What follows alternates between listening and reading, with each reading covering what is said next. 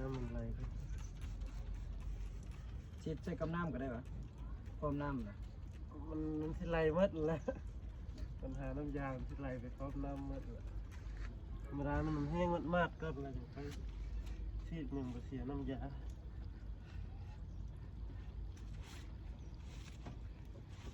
ครับเลือกนี้ออกแล้วเรื่องหนึ่งเสร็จแล้ว1%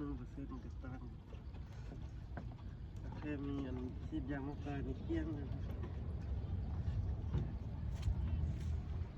จากหน้านี่แค่นี้ตอนนี้แค่เอาข้าง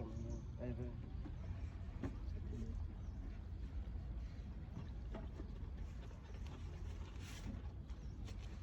ไอ้เพื่อนรถต้อง10กับเพื่อนก็10ตั้งกันนะ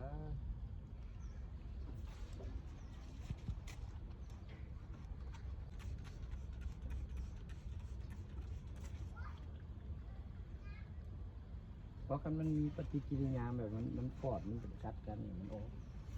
เป็นอย่างเป็นลายตัวซื่อมาเหมือนโบกัดบนอย่างเลยนะเซ็ตซื่อๆอยู่